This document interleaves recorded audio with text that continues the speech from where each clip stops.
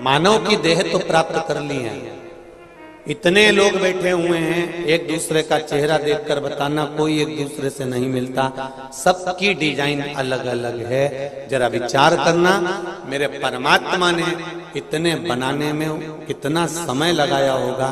तो पार्वती जी शिव जी से कहती है एक सांचा बना लो, उसमें डाल लो, सारे गणेश जी एक जैसे दिखेंगे, सारी मूर्तियां एक जैसी नजर आएगी, सारा मनुष्य एक जैसा दिखेगा। इतने में पार्वती जी से शिव जी ने कहा मैं प्रयास कर रहा हूं सांचा बनाने का, तो फिर क्यों नहीं बनाते, ये नए नए डिजाइन के क्यों पैदा कर देते हो। शंकर जी बोले हर बार सांचा बनाने का प्रयास करता हूं कि अब की बार सही पुतला बन जाएगा, इसके जैसे दूसरे बनाना चालू कर दूंगा। पर जन्म देने के बाद उसको जब पृथ्वी पर भेजता हूं, माता के गर्भ में उल्टा लटका रहता है, दोनों मुष्टिकाएं बंद होती है और कहता है मुझे गर्भ से बाहर निकाल दो, मैं भजन करूंगा भजन करूंगा, और गर्भ से निकलकर मैं तो भोजन करूंगा चालू हो जाता है। तो बड़ा सोचना पड़ता है। भगवान कहते मुझे सोचना पड़ता है कि मैंने बनाया सांचा था, मैंने सोचा था कि अब इसके जैसा सारा संसार बना दूंगा, पर मुझे क्या मालूम था कि ये नीचे जाके फिर गड़बड़ हो जाएगा। भेजा था भजन के लिए, लग जाएगा भोजन में, भेजना था सत्संग में, पहुंच गया सिनेमा में।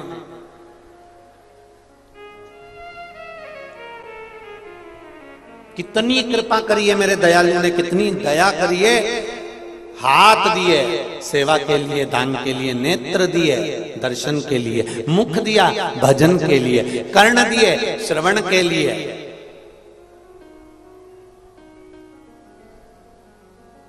तो एक व्यक्ति ने पूछ लिया गुरुजी फिर ये पेड़ भी तो उसी ने दिया है, तो हमने कहा दिया, उसमें क्या दिक्कत है, शरीर पूरा उसने बनाया है तो पेट भी उसने दिया। तो गुरुजी पेट भरने के लिए कुछ तो करना पड़ेगा। तो हमने कहा इस व्यासपीठ से हमने कभी मना करी कि तुम काम मत करो, बोलो रीजी जी कभी बोला? हमेशा एक बात बोलिए, कर्म करते रहो, कर्म में अग्रण्य रहो, मेहनत करते रहो, मेहनत में अग्रण्य रहो।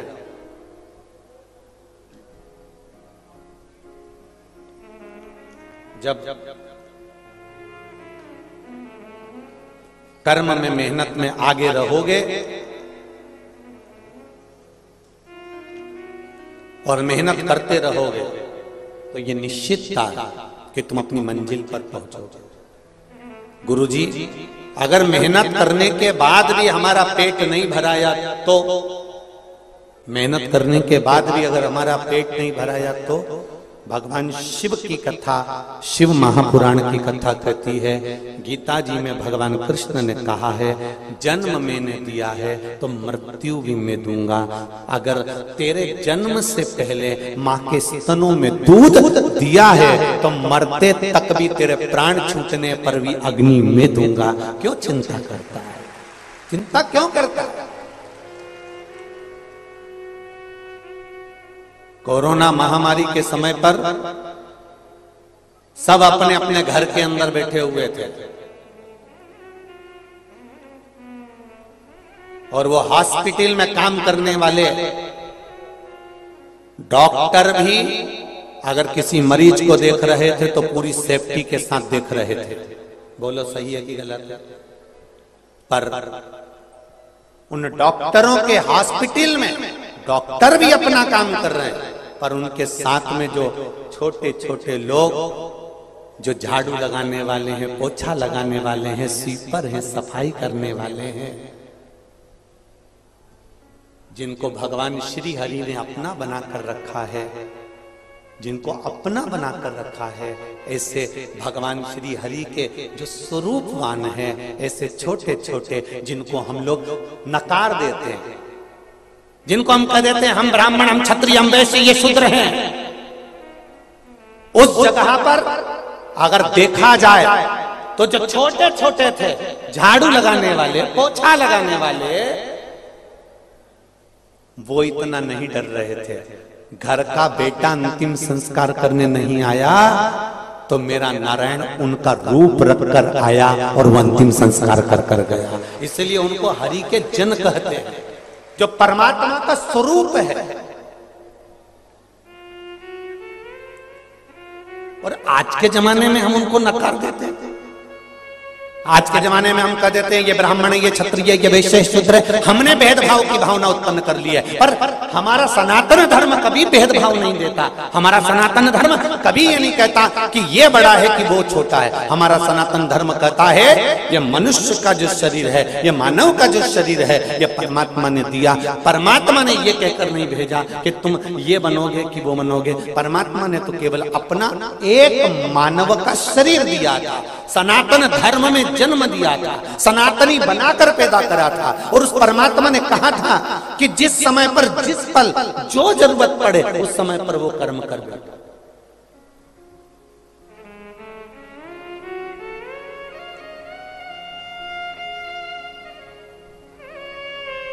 जैसे आपके और हमारे बीवी बच्चे हैं, क्या उनके बीवी बच्चे नहीं थे? वो भी तो संभालते थे, वो भी तो शमशान तक लेकर जाते थे, वो भी तो एम्बुलेंस चलाते थे।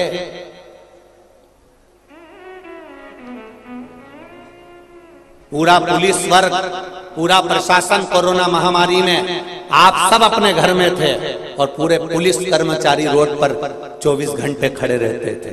क्या उनका परिवार नहीं होता था? क्या उनका घर नहीं होता था? जरा विचार करिए, क्या उन्होंने मेहनत नहीं करी? हमने नकार दिया हर एक व्यक्ति को। हमने केवल ये सोचा कि मैं और मेरा परिवार, मैं और मेरा कुटुंब, मैं और मेरा। पर शिव महापुराण की कथा करिए, यही भेद तो हमारे सनातन धर्म को काट रहा है। यही भेद तो हमारे सनातन धर्म को नोच रहा है।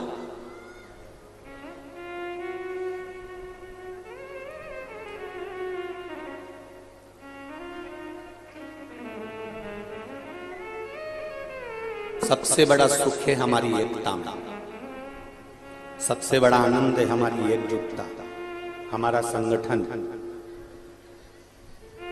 हमारी एकजुटता, हमारा संगठन।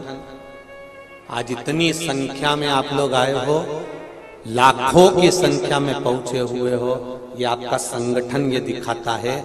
और एक बात और कहना चाहूंगा आज इस व्यासपीठ से, जब आप इतनी संख्या में आए हो तो रायपुर के कई लोग तो अपने घर से निकलना नहीं चाह रहे थे, तो भी आधी रात को आके 10 बजे के बाद अपनी पत्नी को गाड़ी पे लाकर देख रहे हैं आखिर ये हो क्या रहा है।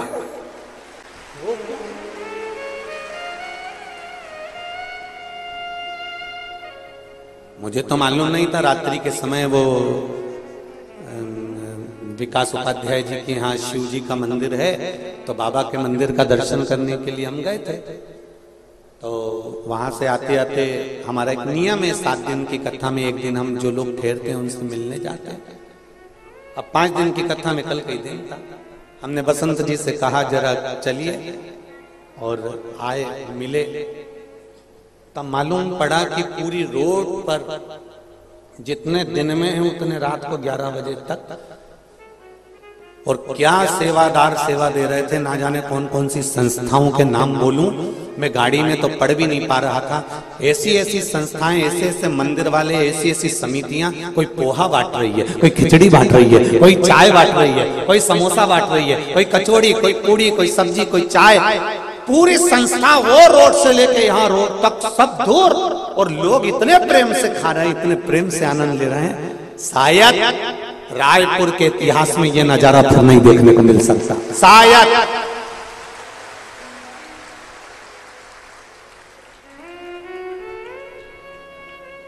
ये नजारा देखने को नहीं मिल सकता जो देख लिया। ये आपकी एकता में जो आनंद दिखाया है, आपके स्वरूप ने जो आनंद दिखाया है, तो लोगों को भी हृदय में उमंग उत्पन्न हुई कि हम भी चल के देखें आखिर शिव पुराण में है क्या। जो नी भी जाते थे वो भी एक नजारा देखने के लिए, भले कुछ नहीं, अपनी अपनी छतों पर लोगों ने टेंट लगवा लिए, और टेंट लगा लगा के, कुर्सी लगा लगा कर नजारा देखा, कथा श्रवण करी, भक्ति का। भले थोड़ी सी कथा उनके कानों तक पहुंची, पर पहुंची तो सही। इसमें जीवन की सार्थकता है, इसमें आनंदता है, और इसी को आनंद कहते हैं। सुख और आनंद में क्या अंतर है? बोलो री छत्तीसगढ़ वाली जीजियों और जितने जीजा बैठे, सुख और आनंद में क्या अंतर हो सकता है? शिव महापुराण कहती है सुख केवल तुम भोगते हो, सुख केवल तुम्हारा परिवार भोगता है, और आनंद पूरा समाज और पूरा गांव भोगता है। उसको आनंद कहते हैं।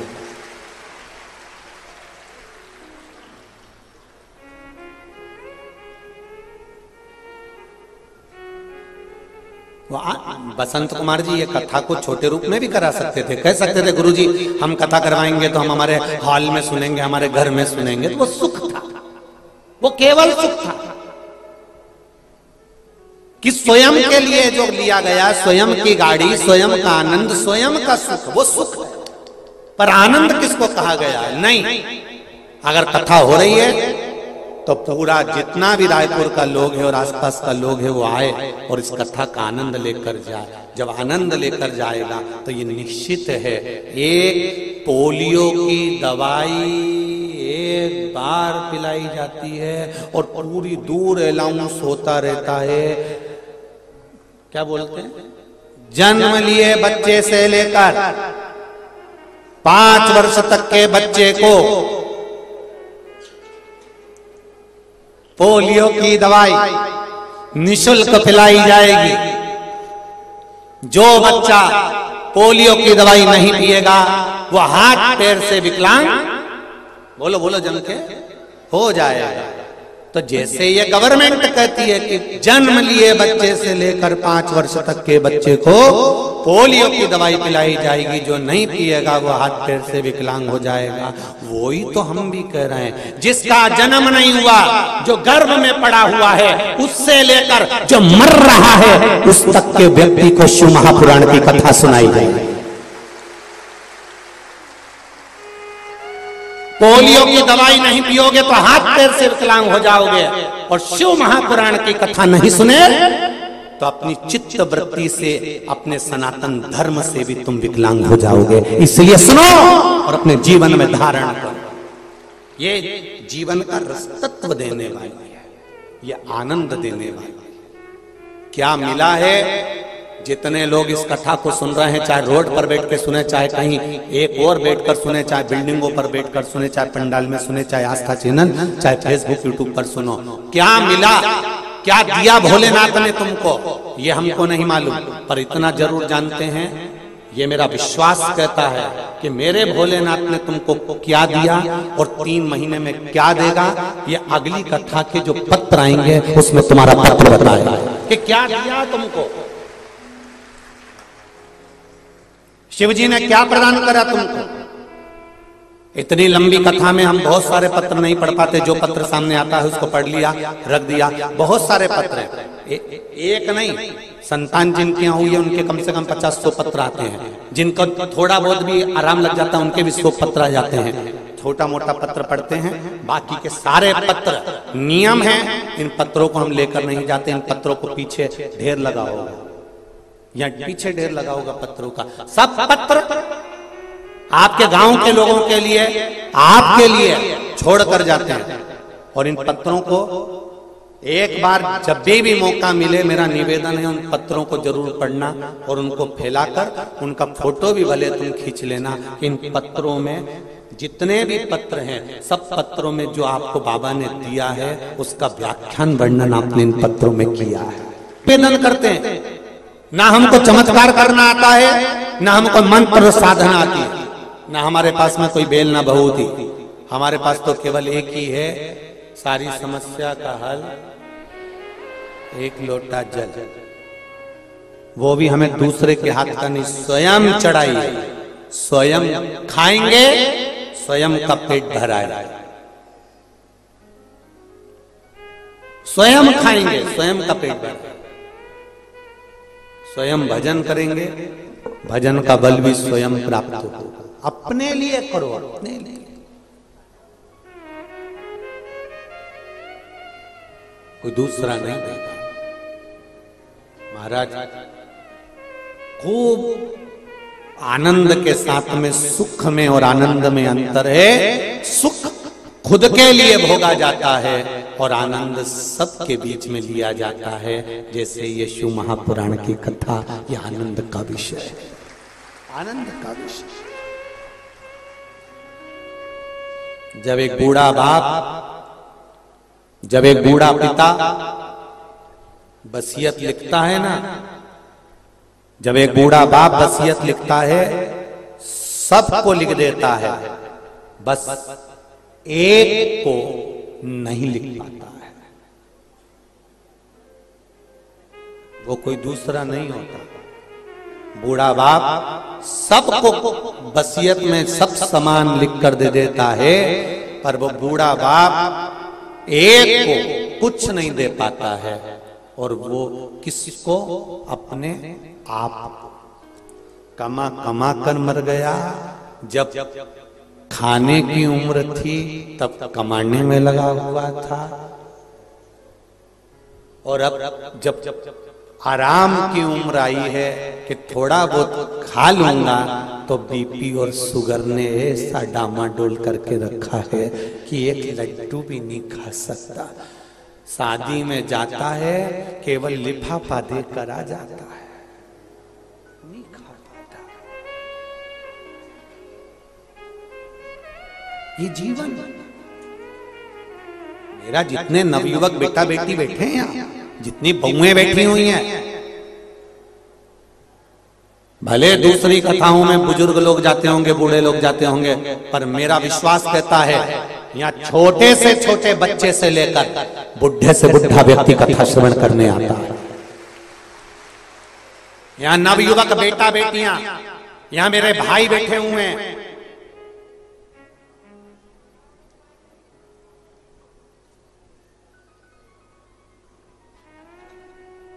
यहाँ मेरे भाई लोग भी बैठे हैं, यहाँ बेटा बेटियां भी बैठे हैं, नवयुवक बच्चे बैठे हुए हैं।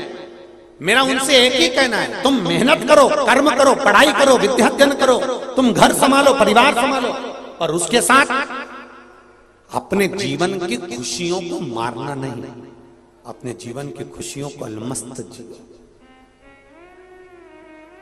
जब बुढ़ापा आ जाता है ना, तो ये पहनने के कपड़े भी अच्छे नहीं लगते, हौरी कौन पहने, क्या करेंगे।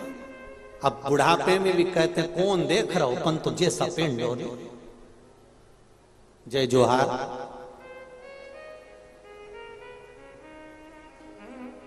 जय जोहार।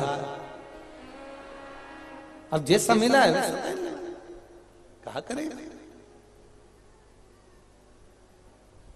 बुढ़ापे में एडजस्ट करना पड़ता। बहू ने रोटी ला कर दी, सब्जी ला कर दी, अभी तक जब तक तुम युवान अवस्था में हो, तुम्हें जो अच्छा लगता है तुम बनाते हो। अवस्था तुम्हारी गई, अब जो वो बनाएगी, कौन? चंद्रघंटा। जो वो बनाए वो तुमको खाना। अब वो अच्छा बनाए, बेकार बनाए, जैसा बनाए, और तुम भले वो में नमक हो चाहे नहीं हो, मिर्ची हो चाहे नहीं हो, और तुमको तारीफ करके बहुत अच्छी बनी। दिवाली पे उसमें गुलाब जामुन बनाई, और मालूम पड़े ऊपर का गुलाब गायब था, अंदर ऐसी गठान जैसी जामुन जामुन भरी हुई थी। सास को ला कर दी, मम्मी मम्मी लो। मम्मी ने कहा बेटा क्या है ये? मम्मी गुलाब जामुन है। सास ऐसी गुलाब जामुन को देख के कोमा में चली गई। ऐसी इसके ऊपर का काला काला लाल लाल वो काट गया, अंदर की केवल गुठली थी, बाकी ऊपर का गायब था।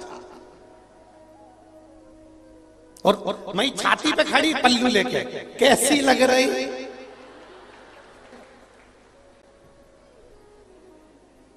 खाओ तो। अब बेचारी आदि तो कोमा में पड़ी है, कैसे खाओ?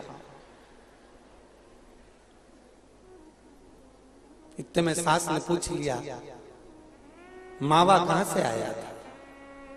इनसे मंगवाया था। अच्छा, मेरा बहुत मन कर रहा था एक बार गुलाब जामुन बना के खिलाऊं तुमको। सास ने बोला अभी खिला दे, मना नहीं है, पर मैं मर जाऊं ना, उसके बाद में पंडित जी को जब भोजन कराने बुलाए 16 श्राद्ध में, तब कभी मत खिलाना। उसने पूछा मम्मी क्यों? मम्मी बोली मैं कहीं पे भी होंगी ना, मैं से बद्दुआ दूंगी। ऐसे गुलाब जामुन खिलाई, ऐसे खिलाई। अरे भगवान, आज तो विराम का दिवस है? आनंद के साथ आप सब श्रवण करो अपने जीवन की सार्थकता। अवस्था आपको यहां वहां भटकाए, परंतु शिव कथा कह रही है सबको वसीयत लिखी जाएगी, पर अपने लिए वसीयत नहीं लिखी जाएगी। शिव पुराण कह रही है, शंकर की कथा कह रही है। इसलिए जो तुम कमा रहे हो, कमाने की मना नहीं है, खूब मेहनत करो, दिल से करो, जितने तुम्हारे शरीर की कैपेसिटी है उससे ज्यादा करो, मना नहीं है। खूब कमाओ और जितना कमा सकते उतना कमाओ, पर निवेदन है उस कमाई का थोड़ा सा अंश अपने ऊपर भी खर्च करते चलो, जिससे तुम्हारा जीवन सार्थक होता है। सार्थक शिव कथा कहती है जिन्होंने अमृत पिया उनका नाम आज तक नहीं चल रहा, पर जिनने विष पिया उसका नाम आज तक चल रहा।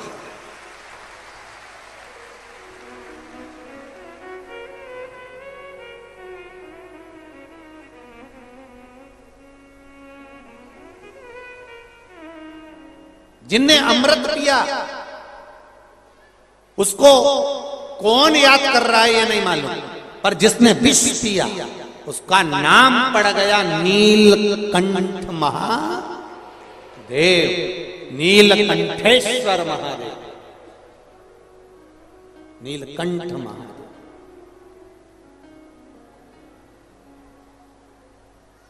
उसका नाम पड़ गया नीलकंठ महादेव, नीलकंठेश्वर महादेव। विचार करिएगा जरा, शिव तत्व को जानिएगा जरा, भगवान शंकर का अनुमोदन ध्यान में रखिएगा। विष पीने वाले को आज तक याद किया गया।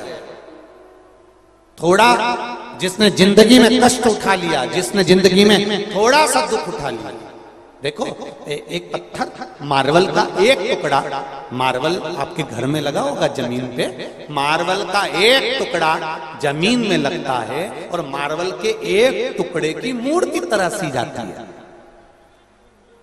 दोनों में क्या अंतर है? एक मार्बल जमीन में लग रहा है और एक मार्बल की मूर्ति तराशी जा रही है। क्यों?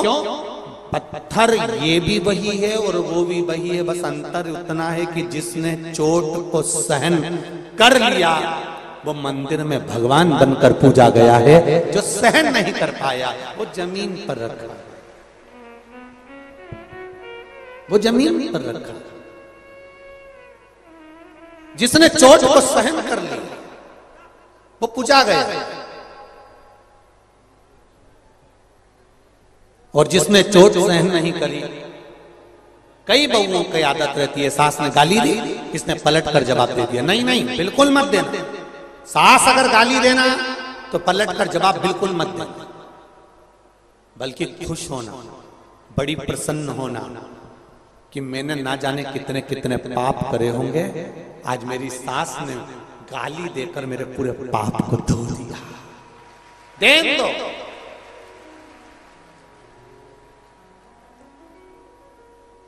देन दो। और मेरा बहुओं से भी, सासुओं से भी निवेदन है, अगर बहू कुछ कह भी देती है ना तो थोड़ा सा अपनी वाणी पर संयम रखते हुए कह रही है ना, कहने दो। आपको मालूम पड़ना चाहिए कि संस्कार क्या झलक रहे हैं। आपको कहकर बताने की जरूरत नहीं, आप शब्द कहने की जरूरत नहीं। कह दिया ना, क्या होगा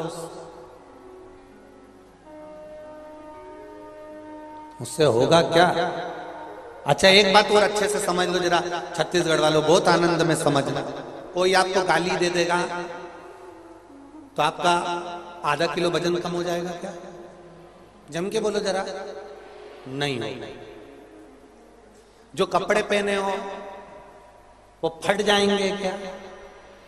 नहीं। अगर गाली देने से, अपशब्द कहने से, ताना देने से 24 घंटे आपकी बुराइयां निकालने से आपका कुछ बुरा हो रहा है क्या? नहीं, कुछ नहीं होगा। जितनी बुराइयां निकाली जाएगी उतने ही आप चमकते चले जाएंगे, आगे बढ़ते चले जाएंगे। निकाल,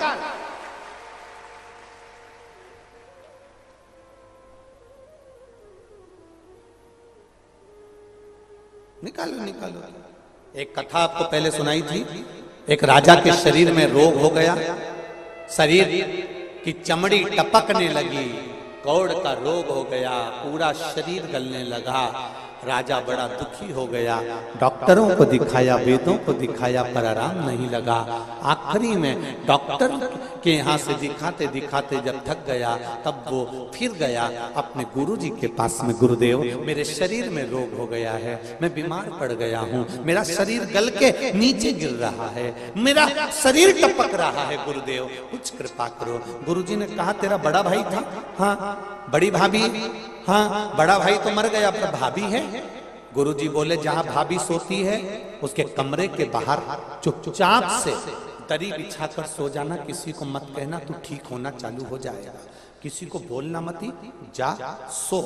वो रोज जाता, दरी बिछाता, सो जाता, रोज जाता, दरी बिछाता, सो जाता। एक नौकरानी ने देख लिया, नौकरानी ने दूसरी नौकरानी से कहा, उसने तीसरी से कहा, चौथी से कहा, पूरे नगर में बात फैल गई, राजा इतना बड़ा खोड़ला है कि अपनी भाभी के कमरे में जाकर सोता है।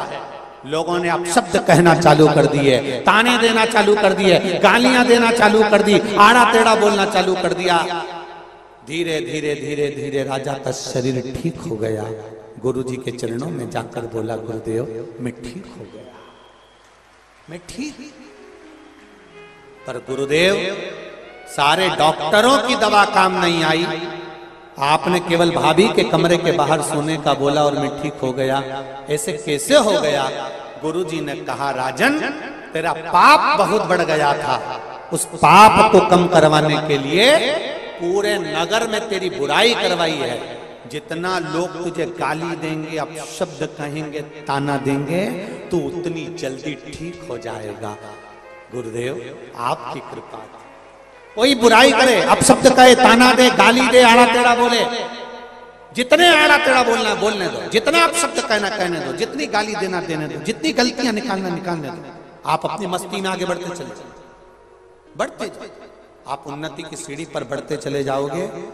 गाली देने वाला, ताना देने वाला, अपशब्द कहने वाला अपने आप नीचे नीचे नीचे नीचे दबता चले जाएगा। कितनी बार बुराई करोगे, कितनी बार अपशब्द कहोगे, कितने बार ताने दोगे?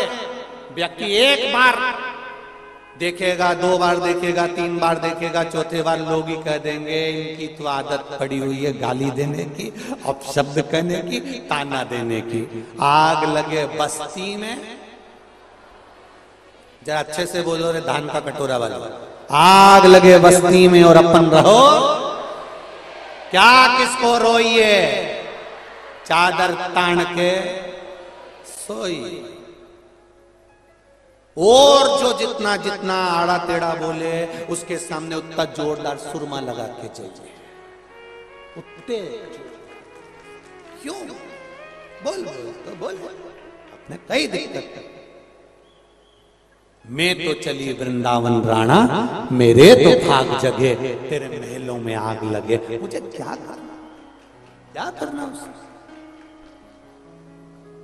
अभी तुम भी रोज रोज कथा सुनने आई होगी, तुम्हें भी देख के लोग कह रहे होंगे अपने आप को कितनी हीरोइन बन रही है। हमसे कह रही है कि इधर बैठ जाओ, उधर बैठ जाओ, और बेच टांग टांग के इधर उधर घूमती फिर रही है। तो रुक तो जा, अभी कथा हो जाने दे, 5 दिन बाद तू फिर देख जे।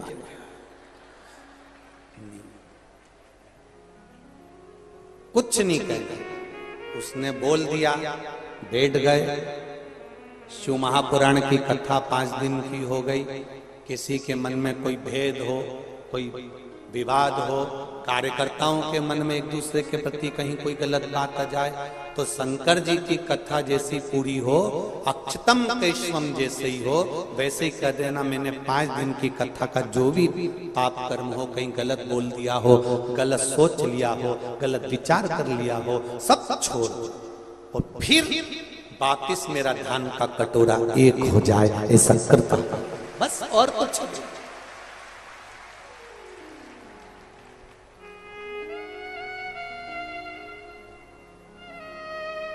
विचार में, अपनी चित्त वृत्ति में अच्छा लेकर, और जितना अच्छा लेकर आओगे उतना जीवन में अच्छा होगा।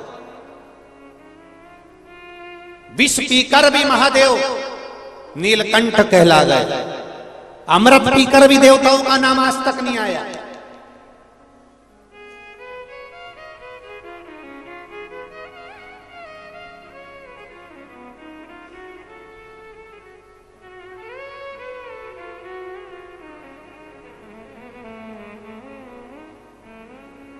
पीछे बैठोगे तो सुख में रहोगे, आगे बैठोगे तो थोड़ा तकलीफ में रहोगे। एक जैसे बैठना पड़ता है। कैमरे वालों का कोई भरोसा नहीं कब लिया, और पीछे वाले तो इतनी मस्ती में बैठते हैं, बैग के अंदर जो रखा रहता है धीरे धीरे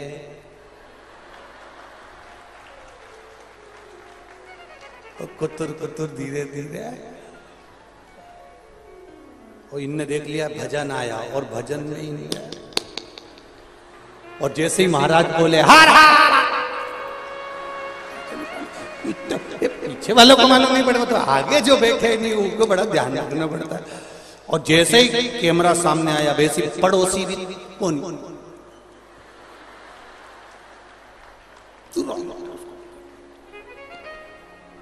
चुप चुप।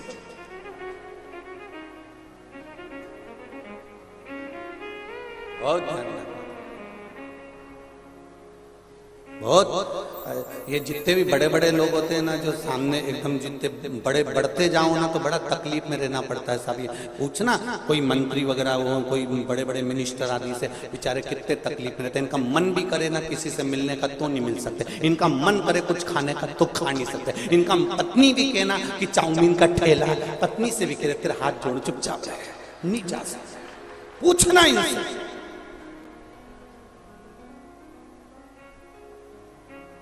हम हमारी के ट्रेन में बाथरूम के लिए भी नहीं जा सकते, वहीं कैमरा लेके खड़े। हे भगवान, अब बाथरूम का गेट बंद कर रहे एक सेल्फी, तो हम भी कहते बंद तो कर ले, ये पहले बंद हो जाए फिर सेल्फी ले। अब बहुत छोटे रहिए, बहुत छोटे। जो ज्यादा बड़ा होता है उसको बहुत सुनकर चलना पड़ता है। घर में 2 बहुएं होती है, एक बड़ी एक छोटी। बड़ी को बहुत संभल कर चलना पड़ता है, संभाल कर परिवार चलना पड़ता है। छोटी काम करे तो ठीक, नहीं करे तो ठीक, अपने कमरे में जाके सो जाए तो ठीक। सास से क्यों कि वो छोटी काम नहीं कर रही तो एक ही बात कहती है, अभी छोटी है। और बड़ी अगर ऐसा कर दे तो तू तो अक्ल है ना, तेरे में तो तू तो बड़ी है ना, तू तो समझदार है ना। शादी घर में और बड़ी बहू पूरा काम करती फिर रही, और छोटी इतनी मेहंदी मंडवा के 4 तकिए पे हाथ रख के यूं पड़ी। और जब मेहंदी मंडा गई, तैयार होके शादी में आगे गई, सारा घर का फैलारा बड़ी वाली उठा रही, और छोटी जाके सबसे पहले पानी पतासा छक्का खुआ के और घूमती फिरती बात करती, अपने पति के साथ फोटो वोटो खिंचवा ली, और एक बेचारी काम में लगी रही।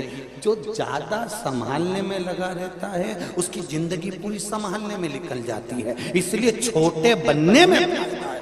जितने छोटे बनोगे उतना मेहंदी उतना एंजॉय।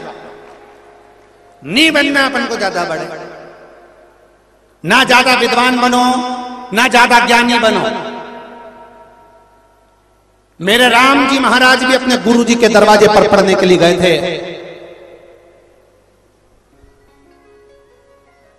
तब एक शिष्य ने गुरुदेव से कह दिया था, आप कहते हो यह परमात्मा है, तो फिर आपके दरवाजे पर पढ़ते क्यों हैं?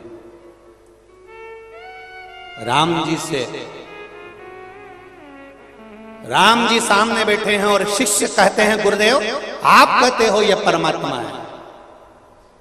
भय प्रगट कृपाला दीन दयाला कौशल्या हितकारी, हर्षित महतारी मुनि मनहारी, अद्भुत रूप निहारी, लोचन अभिराम निज आयु।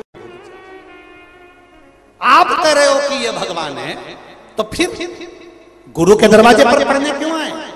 क्या इनमें विद्वत्ता नहीं है? क्या ये विद्वान नहीं है? क्या ये ज्ञानी नहीं है? इतने में गुरु जी ने कहा अपने शिष्य से, ये भगवान है मैं जानता हूं, पर इसमें सबसे बड़ी बात यह है कि ये छोटे बनकर रहना चाहते हैं, और जितने छोटे बनकर रहेंगे उतने जनमानस के दिल पर राज करेंगे। इसलिए राम जी लंका गए तो शबरी के दरवाजे पर जितने वन में लोग रहते थे, जंगल में रहने वाले के एक एक के घर पर, एक एक के कुटिया में मेरे राम जी महाराज गए। छोटे बनकर आप सबके द्वार पर जा सकते, बड़े बनकर नहीं।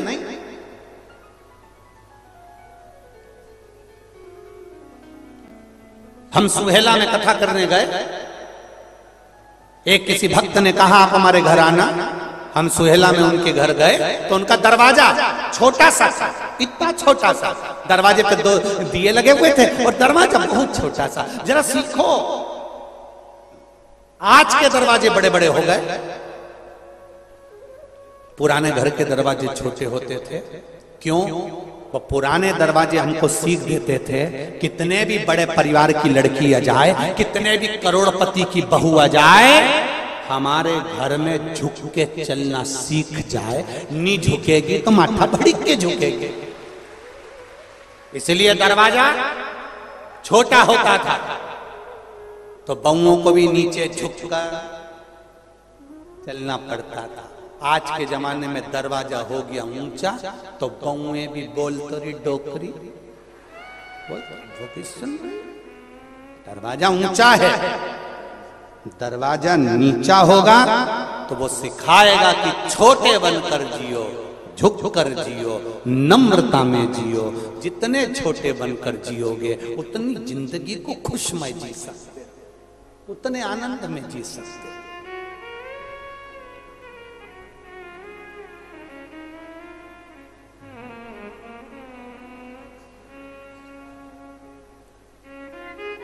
शिव जी समय आया, शंकर भगवान की जो आनंदमय लीला थी वो लीला का गुणगान हुआ। शंकर भगवान पर गौ माता के दूध का अभिषेक हुआ जिससे उनका विष की तपन कम हो जाए। शंकर जी को जो दूध चढ़ाया जाता है वो विष की तपन को समाप्त करने के लिए चढ़ाया जाता है। शिव जी को जो दूध चढ़ाया जाता है वो हमारे घर की तपन को भी समाप्त करने के लिए चढ़ाया जाता है।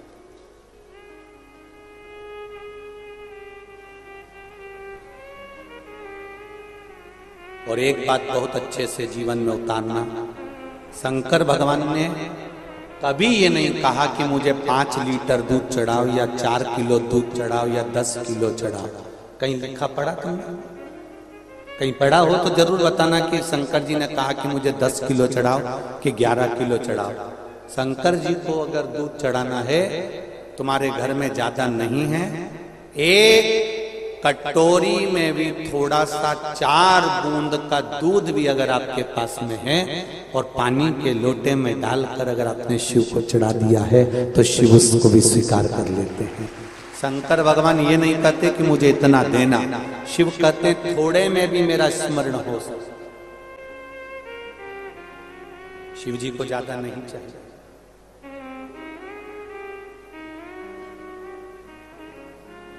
थोड़ा दो पर दिल से दो।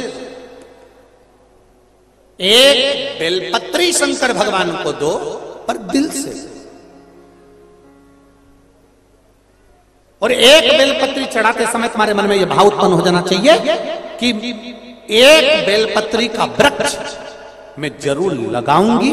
इसलिए लगाऊंगी क्योंकि मैं मरकर भी चली गई तो मेरे भोलेनाथ को मेरे लगाए हुए वृक्ष की बेलपत्र कोई भी चढ़ाता रहे, इसलिए लगाता। एक बेलपत्र शिव जी को दे रहे हो तो वो दिल से, ज्यादा नहीं चाहिए शंकर बाबा। पहले के जमाने में तो बेलपत्र चढ़ी रहती थी, सब चढ़ा रहता था, पड़ा रहता था, कोई आता था तो उठाता था। आज के जमाने में तो शंकर जी के मंदिर में बेलपत्र ढूंढना ही मुश्किल पड़ जाता है। जो चढ़ा के जाता है वो दूसरे की उठा के ले जाता है, खा जाता है, क्योंकि औषधि है, औषधि।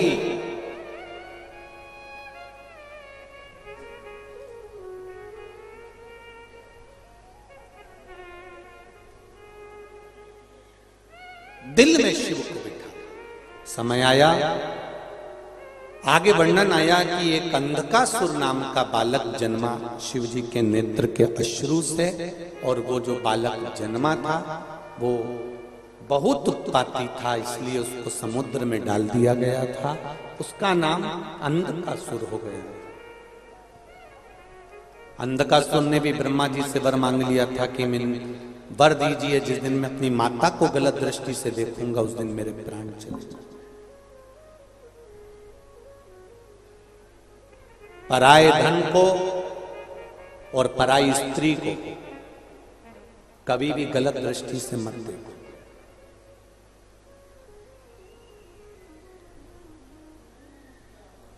पराये धन को भी अगर तुमने गलत दृष्टि से देखा है कि मुझे ये चुरा लेना है, ये मुझे ले लेना है, वो बर्बाद कर देगा। और पराई स्त्री को भी गलत दृष्टि से मत देखो, उसके स्वरूप को गलत मत मानो। प्रत्येक भारत की भूमि पर जन्म लेने वाली जितनी माताएं हैं उन सब नारी शक्ति में कहीं ना कहीं में माता पार्वती का स्वरूप है, ये जानकर नमन करते हैं। जानकर उसका एक स्वरूप हमारे यहाँ।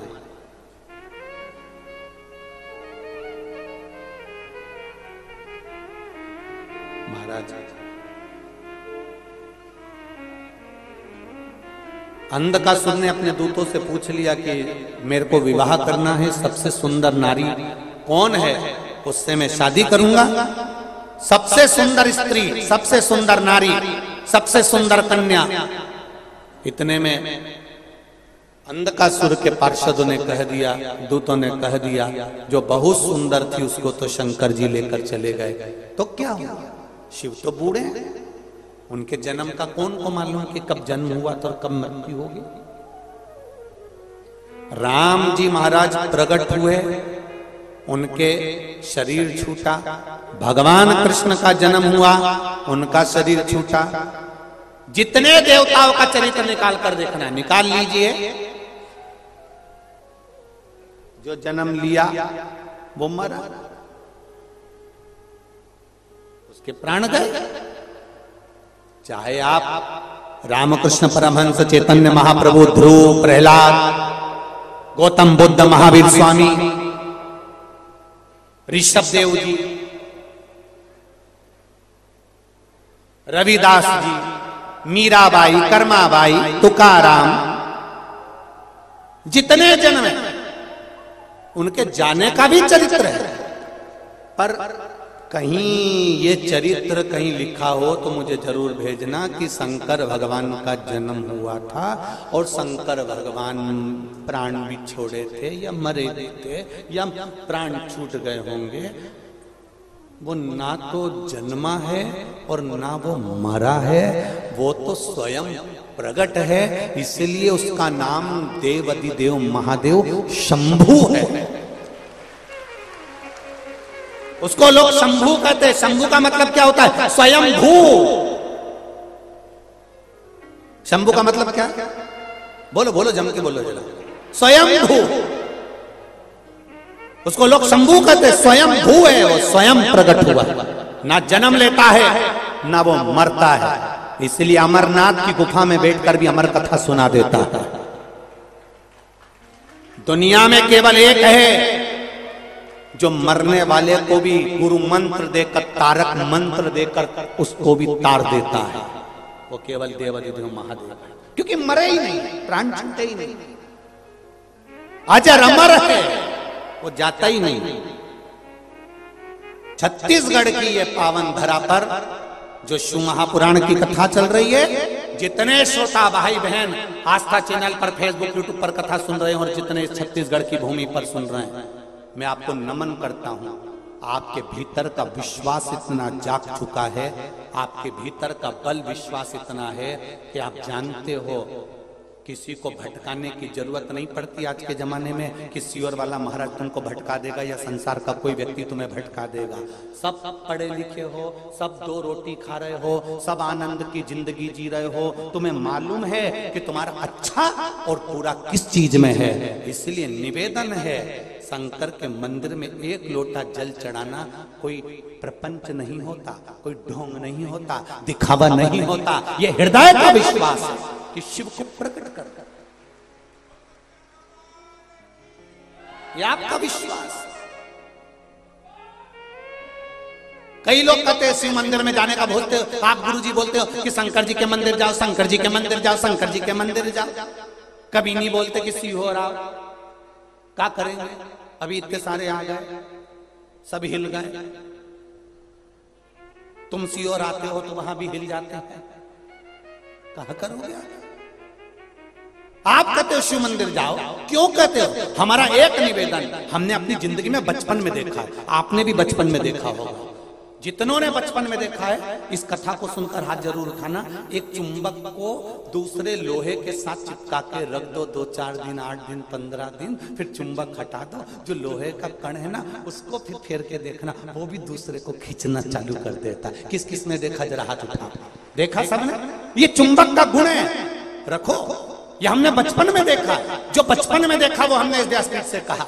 एक चुंबक दूसरे लोहे को चिपका लेती है, 15-20 दिन तक चिपका के रखने के बाद चुंबक को हटा दो, चुंबक का गुण उस लोहे में आ जाता है, फिर वो लोहा दूसरी चीज को खींचना चालू कर देता है। उसी तरह आप शिव रूपी चुंबक के पास जाकर चिपको तो आप स्वयं दूसरे को भी आप शिव की शरण में ला सकते हो। ये बल है आप, भक्ति ही आपके पास है, भजन ही आपके पास है। महाराज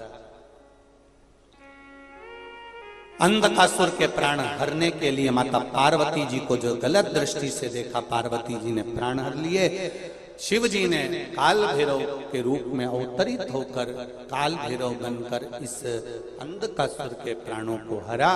आगे जो चरित्र आया है भगवान शंकर की पावन कथा का रस तत्व ग्रहण करते हुए वर्णन किया गया कि जीव की जो अनंतता आनंदता है वही शिव। 12 ज्योतिर्लिंग का चरित्र कहते हुए वर्णन किया गया सोमनाथ जी का।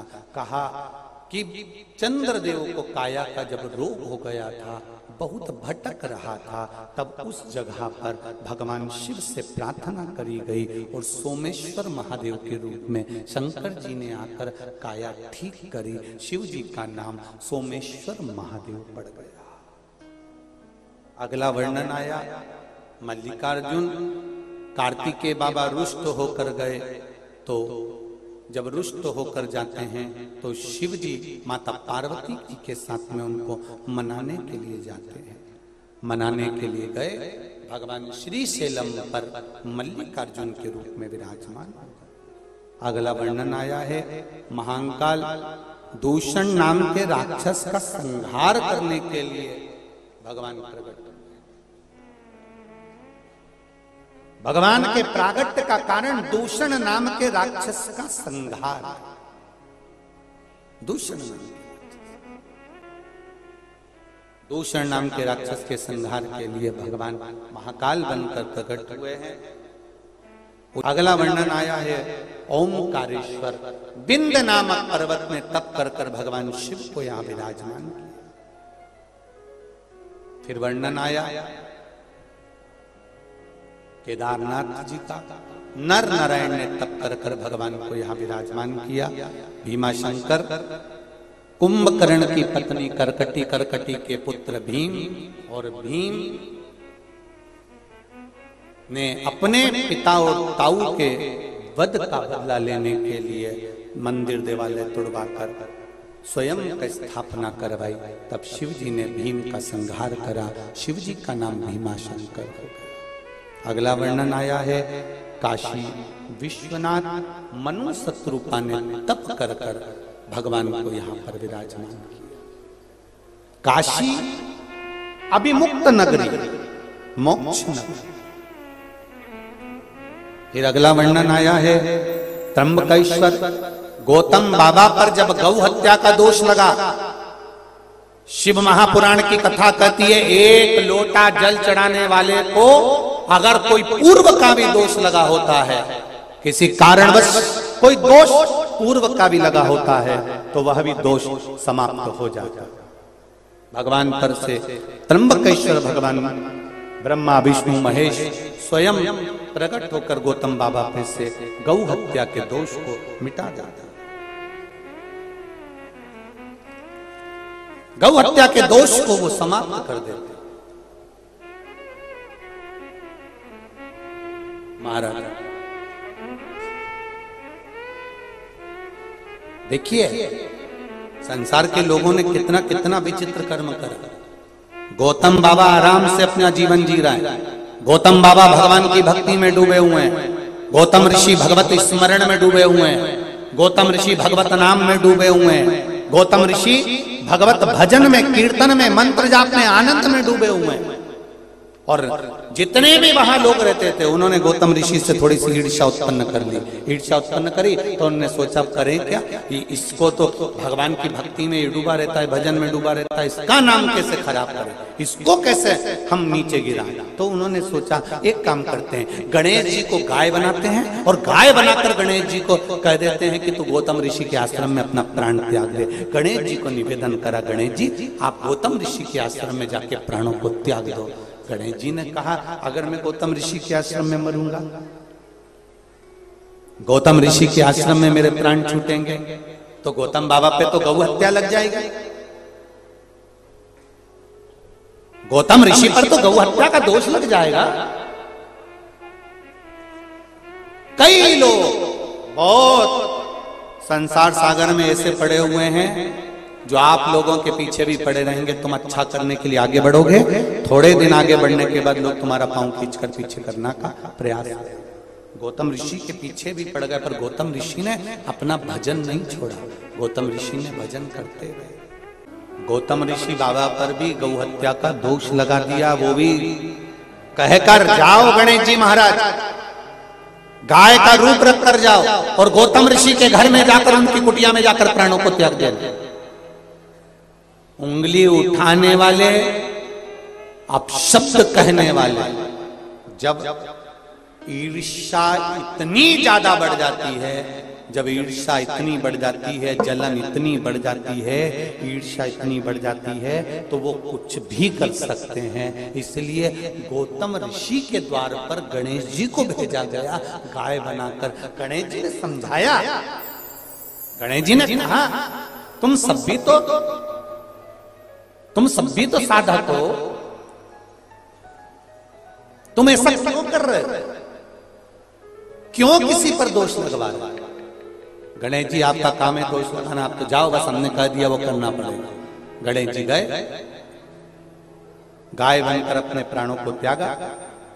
और गाय बनकर जब प्राणों को त्यागा, गाय बनकर जब प्राण छोड़े, सारे जितने भी उस आश्रम में लोग रह रहे थे उन्होंने कह दिया गौतम बाबा पर गाय हत्या का दोष है, इनको यहाँ से निकाला जाता है। धक्के मार कर निकाल दिया। निकालने के बाद गौतम ऋषि यहाँ वहाँ भटकते हुए रहे और उनकी धर्म पत्नी अहिल्या ने भी कह दिया आप पर जो दोष लगा है उसको मैं समाप्त कर कर रखूंगी।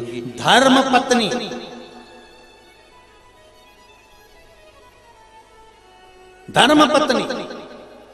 पतिव्रता धर्म का पालन करने वाली धर्म पत्नी आज गौतम ऋषि बाबा को गौ हत्या के दोष से मुक्त करने का प्रयास कर रही है।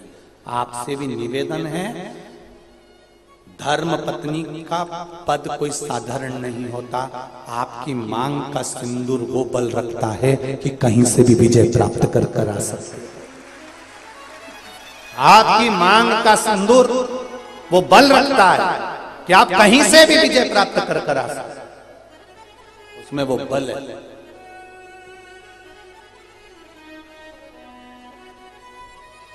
वो बल उसमें।